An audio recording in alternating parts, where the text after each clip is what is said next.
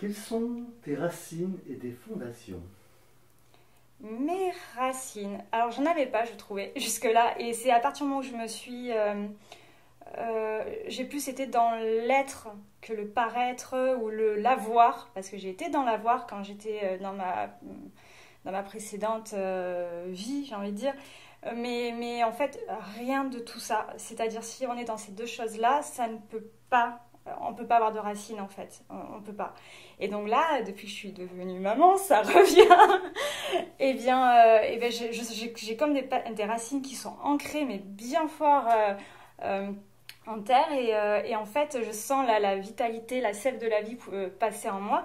Parce que, eh bien, voilà, on est accompli, on se sent utile. Donc c'est par la maternité que moi j'ai créé mes racines, en fait. Parce que je trouvais que j'en avais pas avant, j'étais pas bien, j'étais un peu perdue. Je faisais plein d'expériences, koh en fait partie d'ailleurs. Voilà, donc j'étais un peu partout, je me construisais sans avoir vraiment de racines, j'étais un petit arbuste, pas très bien solide. Et voilà, et après, hop, on devient maman, on a passé la trentaine, on a le vécu derrière, nos peurs, nos obstacles qu'on a surmontés. Et donc tout ça, c'est des leçons qui font que ben voilà, ça se développe en fait les racines. Et là, après, on devient solide. Et je pense que dans 30 ans, alors là, je serai un baobab, ça se trouve. Voilà, donc c'est au fur et à mesure. J'ai une partie de la famille du côté de ma mère qui vient de l'Espagne. Ma grand-mère, en fait, elle est partie quand Franco est arrivé au pouvoir, qu'il y a eu beaucoup de problèmes par rapport à ça. Donc, arrivée en France, ils sont voilà, bien intégrés. Et, elle a rencontré mon papa, qui lui est français de souche. Et lui, on a des racines, je crois, m'a-t-on dit, de Aveyronnaise. Voilà. Alors mon père, pendant très longtemps, il a travaillé dans l'entreprise de mon grand-père. Donc j'admire beaucoup, il est plus de ce monde malheureusement, mais j'admire beaucoup l'homme qu'il était. Donc il travaillait dans son entreprise, il était tout seul, il a géré ça d'une perfection absolue. Vraiment, il a beaucoup de mérite. Il était chef d'entreprise dans les TP. Après, au bout d'un moment, parce que sa santé en pâtissait, moi je le voyais jamais, donc il a vendu et il s'est dit je vais profiter de la vie, chose qu'il fait, et il a raison en même temps, je pense. Euh, et puis voilà, de temps en temps, voilà, il gère un petit peu quelques affaires qu'il peut trouver bonnes, il fait des transactions. Et ma mère, donc quand j'étais née, elle travaillait, était secrétaire.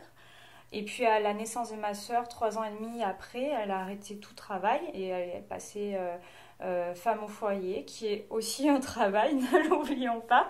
Mais voilà, c'est différent. Mes parents étaient très stricts. Donc pour moi, c'était quand même très compliqué à gérer. Pour ma sœur aussi, parce que on avait parfois un peu peur. Mais ça nous a appris, pour le coup, la discipline, les bonnes valeurs. Je ne regrette pas d'avoir de nos jours des valeurs fondamentales. Et du coup, je vais les transmettre aussi à ma fille. Je pense qu'il ne faut pas mentir, je pense qu'il faut être ponctuel, faut pas faire du mal. Tu as une sœur, si j'ai bien compris. J'ai une petite sœur que j'aime beaucoup, Johanna. Oui. Quels sont tes rapports avec elle, justement? J'ai une petite sœur qui a pas confiance en elle, qui a pas mal d'angoisse, qui est toute gentille, toute douce, qui a beaucoup d'amour à donner et je trouve que c'est sous-exploité en fait. Je l'aime beaucoup et j'aimerais vraiment lui apporter quelque chose et par exemple, euh, elle n'avait pas vraiment de passion ou quoi que ce soit, donc je l'ai un petit peu initiée à la photographie en lui disant mais tu as un don, tu as quelque chose à faire autour de ça. Je lui ai offert son premier appareil photo en cadeau et donc du coup ça l'occupe vraiment et je suis contente. Mais d'ailleurs, c'est elle l'administrateur de quelques groupes autour du bassin de Thau. Elle s'occupe comme elle peut. Est-ce que tu peux nous raconter un souvenir particulier de ton enfance qui t'aurait marqué?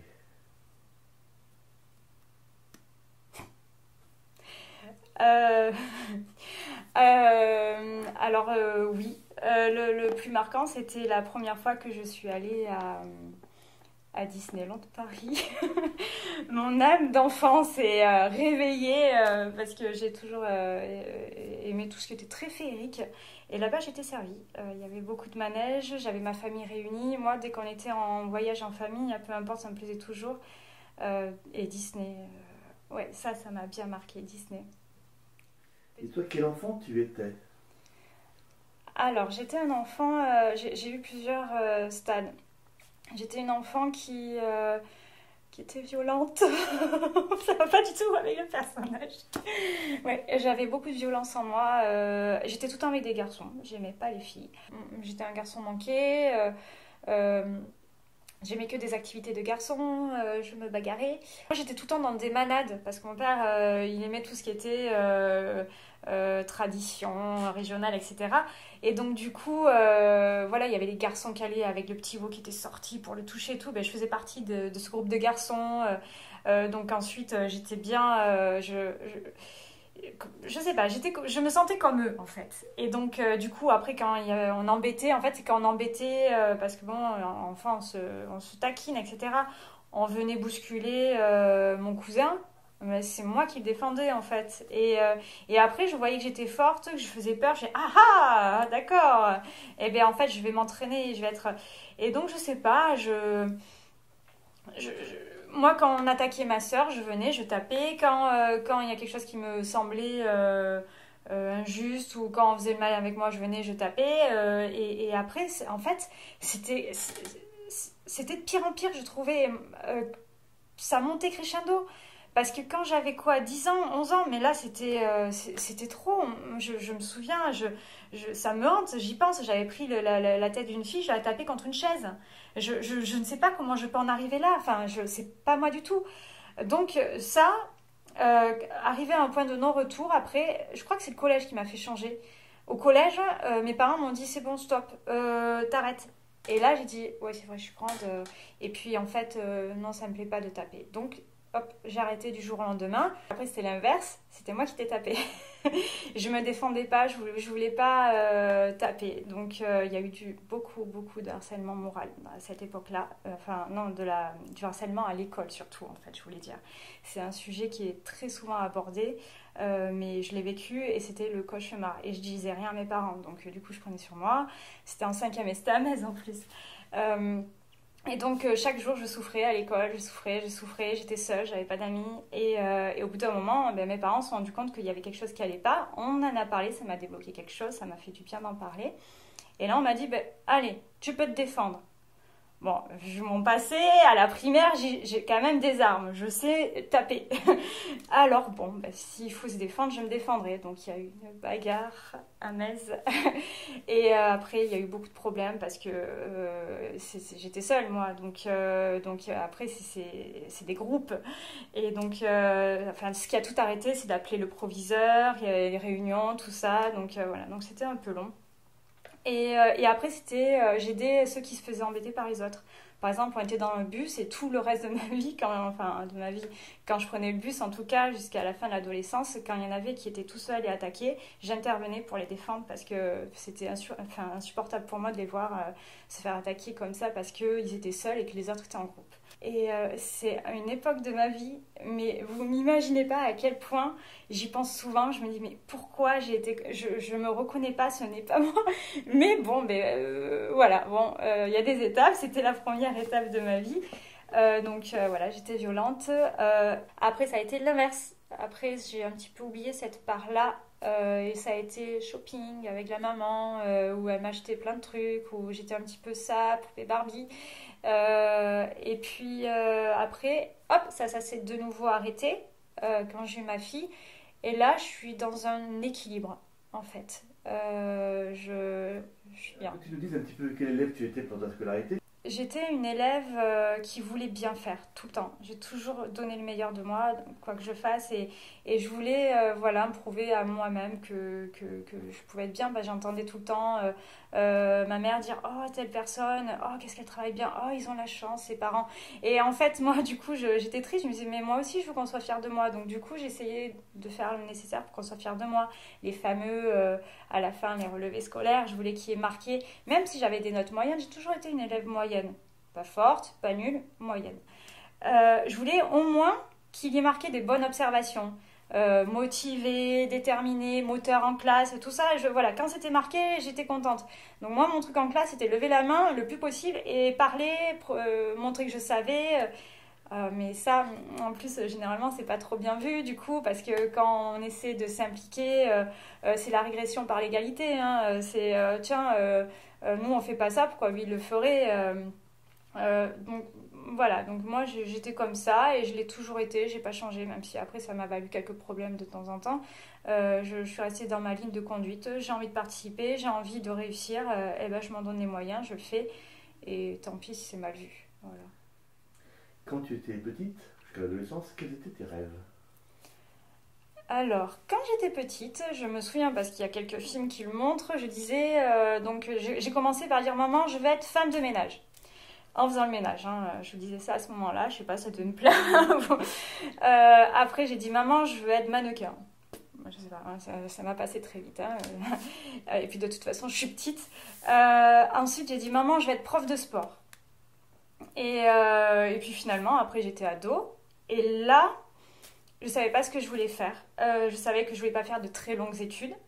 Donc en fait, je réfléchissais pas à ce que j'allais être. Je faisais mes études, j'étais dans le moment présent. Et donc dès que je passais une étape, parce qu'en fait, j'ai jamais eu confiance en moi. Et encore une fois, l'école de Metz et le collège de Metz, j'avais une prof qui m'a totalement démolie en disant tu feras rien de ta vie, t'es nulle. Ben, ça marque en fait. Et pourtant, j'étais une bonne élève, je voulais tout le temps essayer de bien faire. Après, bon, c'était les maths. Hein. On a la logique ou on ne l'a pas. Moi, je ne l'avais pas. C'était plutôt le français, l'histoire, les choses voilà, c'était autre chose. Et donc j'avais pas confiance en moi. Et je prenais une étape après l'autre. J'ai eu après mon bac STT avec mention assez bien. Et ensuite, j'ai dit, bon, mais je fais quoi? Qu'est-ce qui me plaît? Alors, je suis allée vers le commercial. Après, j'ai fait 2 ans. Et au bout de 2 ans, je ne vais pas arrêter, je continue. Allez, ça me plaît. J'ai fait une licence en communication. Et après, je suis partie en Master 1 et Master 2. Donc, je me suis arrêtée là. On s'arrête au Master 2. Et puis là, donc, j'ai continué. Parce que ça se fait progressivement. La communication me plaisait. Donc, j'ai continué la communication. Et puis, au bout d'un moment, j'avais fini mes CDD. Donc j'ai fait une pause, j'ai un peu travaillé dans l'immobilier et là j'ai ma petite et je me suis dit une chose, ce qu'il y a de sûr c'est qu'elle n'ira jamais à la crèche, c'est que je veux qu'elle manque de rien, je la garde à la maison, je lui fais déjà, je la stimule, je la fais jouer, voilà, je vais être une mère parfaite, voilà, ça c'était ma mission principale, la maman parfaite. Et puis là, elle est à l'école depuis cette année. Et avant que ça arrive, je me suis dit, mais finalement, moi, c'est quoi qui me rend heureuse? Et bien, c'est la naturopathie. C'était ma passion, j'en parlais tout le temps. Donc, au final, je me suis formée. J'ai fait 2 ans d'école à distance. Et là, aujourd'hui, je suis naturopathe. Mais si on m'avait dit, petite, est-ce que tu aurais souhaité faire naturopathe? En fait, jamais j'aurais dit ça. Ça s'est fait progressivement. Et aujourd'hui, j'ai ma voix. Elle n'est pas simple parce qu'il faut le temps de se faire sa clientèle. Hein. Là, je débute, il y a un loyer à payer là où je suis et ça prendra du temps. Mais je suis là où je voulais être. Et même si je gagne 50 € à la fin du mois, je serai contente parce que c'est là où je veux être et c'est ce que j'aime faire. Voilà, et ça, c'est important.